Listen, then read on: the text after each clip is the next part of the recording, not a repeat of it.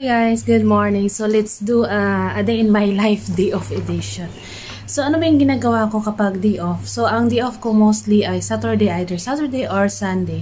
Kasi may duty ako ng Monday to Friday, may client ako niyan. So 5 days na week yung duty ko, 1 day off. Tapos Sunday, meron akong schedule na 4 hours duty. So bali, ang nangyayari nito, ang nangyayari ay nagkaroon ako ng day off na 1 day and a half. So, first thing first, ang ginagawa ko, Friday night, pagkadating ko ng bahay, naglalaba agad ako ng uniform ko. Kasi para tuyo na siya ng Saturday. Kasi dito ko lang sinasampay sa loob yung aking uniform, yung aking mga labahin. And then, Friday night, bumibili na din ako ng, Friday night, meron na din ako mga chichirya. Pero hindi ko to bili lahat. Yung iba, bili ng mga friend ko nung nag-inuman kami nung Thursday night. Yeah, Thursday night, nag-inuman kami dito. And then, nag-duty ako ng Friday, 3 hours. 3 hours lang yung tulog ko. And then, pagka Friday night, nag-inom naman ako ng konti. Kasi nung Thursday night, konti lang yung ininom ko. Hindi naubos yung isang bottle ng Red Horse. So, pagka Friday, nag-inom ako more than 1 bottle lang ng Red Horse. Ganon lang naman yung routine ko. Siyempre, may mga kasama kong kaibigan. Towel. Naglalaba ako ng towel ngayon. And then, sa food ko naman, meron akong gabi din to na luto. Tsaka, marami akong... Ay! Ubos na pala yung aking rice. Eto. Madaming kasing niluto noong Thursday night. May mga friends kami, dito na natulog. 5 kami dito natulog. Lahat sa room ko. Kaya, marami akong kanin. Iniisip ko kanina, sabi ko magpa-fried rice na lang ako. Wala na palang laman. Pero meron pa ako isang, hindi pa to nakain. Kay Juliet dapat to na pabakon. Hindi niya nadala. Hindi pa naman siya. Ito, napalitan ko na to nung Thursday. Kasi nga may mga sleepover kami ng friend ko. Kaya, ito lang yung hindi nalaban. So, ito yung nalaban ko ngayon. Free wifi, free gas. Sa gas pala kami bumibili. Nag-share kami every month ng 23. And then, pang daily ko, Nescafe, coffee creamer. Meron tayong cheese dito. And then, ito yung daily na ginagamit ko pag nag-duty ako. Kasi, take away coffee. Take away coffee lang yung dala ko. And then, yeah. Meron tayo dito mirror.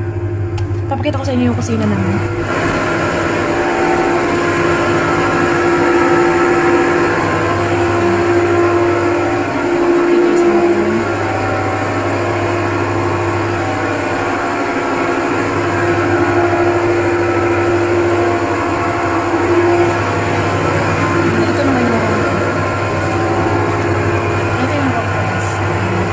Salang na itong aking towel.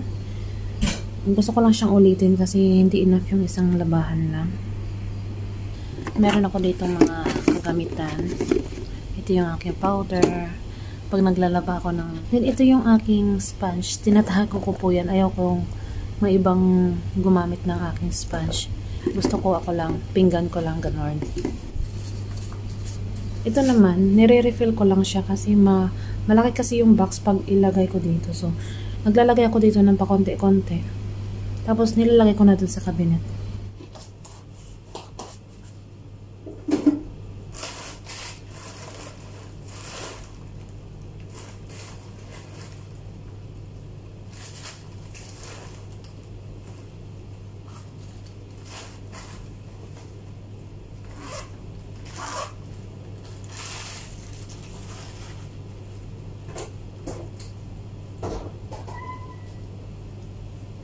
Sa gamit ko naman guys, mga stock, meron ako dito, ito yung powder, nire-refill ko lang doon.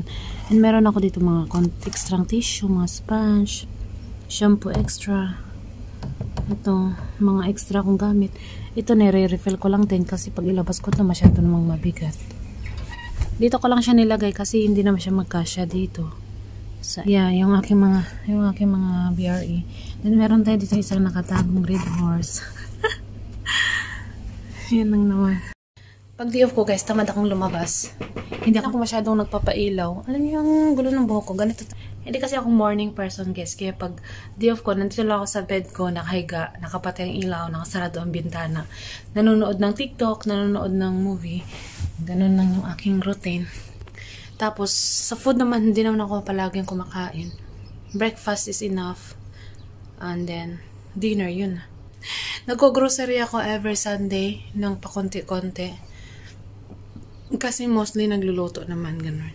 Tsaka hindi din tayo naliligo pag day off. Pag-iisipan pa kung maliligo or hindi. Pero syempre, nag-half bath na tayo kagabi. Kagabi pa yun. And yeah, yun lang yung routine ko sa day off ko. Mostly every week. Yun lang guys. Thank you for watching. Don't forget to like, share, and subscribe and comment down below for more katanungan. Bye!